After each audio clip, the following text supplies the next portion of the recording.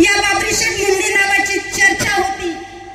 बाबरी शेठ मुंडे काही आज नवीन आलेला पोरगा नाही, बाबरी शेठ मुंडे काही आज नवीन चर्चेत आलेला व्यक्ती नाही, तर गेली 3 वर्षांपासून बाबरी शेठ मुंडे यांचं नाव भारतीय जनता पार्टीकडून चर्चेमध्ये होतं आणि तो दिलेला शब्द, भारतीय जनता पार्टीच्या कार्यकर्त्यांना शब्द दिलेला शब्द आज बाबरी शेठ मुंडे यांना जरी भारतीय जनता पार्टीची उमेदवारी मिळाली नसली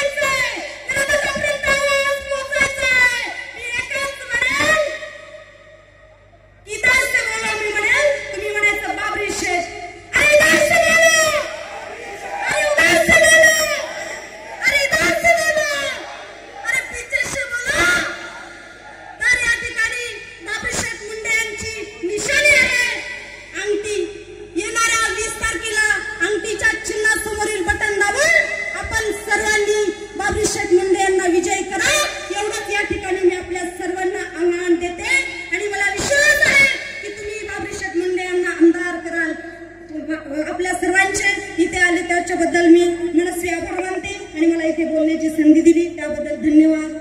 जय हिंद, जय महाराष्ट्र. धन्यवाद ताई. यानंतर अगदी 2 मिनिटात सचिन डोईफोडे. तो सबसे पहले विकास का बोलना हो. इधर उधर की बातें करने से बेहतर मैं समझूंगा विकास पर बोला जाए कि विकास कौन करेगा. अब मैं ये कहूंगा कि विकास तो सिर्फ बाबरी मुंडे ही करेंगे. इसका बेसमेंट क्या बता पाऊंगा. याची पावती मला काय दाखवता येईल. बाबरी मुंडे यांच्या ताब्यामध्ये ज्या संस्था होत्या त्या संस्थांमध्ये त्यांनी किती विकास केला सगळ्यांना माहित आहे. वडवणीमध्ये जो विकास झाला सगळ्यांच्या समोर आहे. एक तर विकासावर बोलावं लागेल, दुसरा त्याची पावती,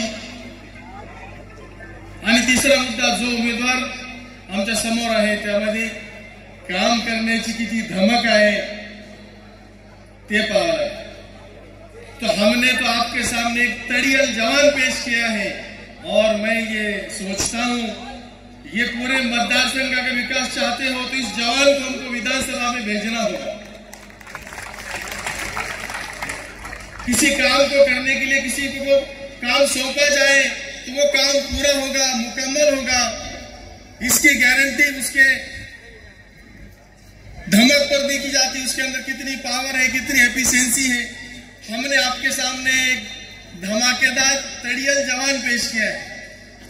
3 बातें हो गई. चौथी बात मैं कहूंगा कि ये जो तड़ियल जवान है ये किस तालीम से होके आया है. फळामध्ये उतरलेला पहलवान कुठल्या तालमीतून आला आहे. तर ही तालीम आहे माननीय गोपीनाथरावजी मुंडे आणि ह्या तालमीतून आलेला पहलवान आहे. व्यासपीठावर सगळेच लोक आणि इथं जमलेला सगळा समुदाय फक्त हेच बोलेल किंवा हेच मनात आणेल की आम्हाला बाबरी शेठ मुंडेंना आमदार करायचंय. पण मी त्या पलीकडे काहीतरी आणखी पाहतोय. जर खरंच माजलगाव विधानसभेतल्या सर्व मतदारांनी बाबरी शेठ मुंडे यांना प्रचंड बहुमत विजय करून दिला तर हा आमचा तड़ियल जवान फक्त माजलगाव विधानसभेचाच नाही तर पूर्ण जिल्ह्याचा विकास करण्यासाठी सक्षम आहे. आणि मैं निश्चित सांगतो हमने तो तय किया है, हमने हमारे दिल की मानी है. हमने तो तय किया है कि हमको सिर्फ अंगूठी को चुनना है. पहले जो बादशाह हुआ करते थे उनकी मुहर उनकी अंगूठी में हुआ करती थी. जब कोई दस्तावेज कोई कागज उनको मुहर लगाना होती थी उनकी अंगूठी में मुहर हुआ करती थी. वो अंगूठी को उस कागज पर उस दस्तावेज पर मारा करते थे. वो कागज कंप्लीट हो जाता था. हमारे पास जमहूरियत है, लोकशाही है और इस लोकशाही के अंदर मतदार को मतदार राजा कहा गया है. और मैं सब मतदार राजा से अपील करूंगा, पुरखुरूस दरखास्त करूंगा आने वाले 20 तारीख को अपने अंगूठी की मोहर बाबरी शेठ मुंडे के सामने लगा दो ताकि मतदार संघ का विकास हो जाए. जय हिंद, जय महाराष्ट्र.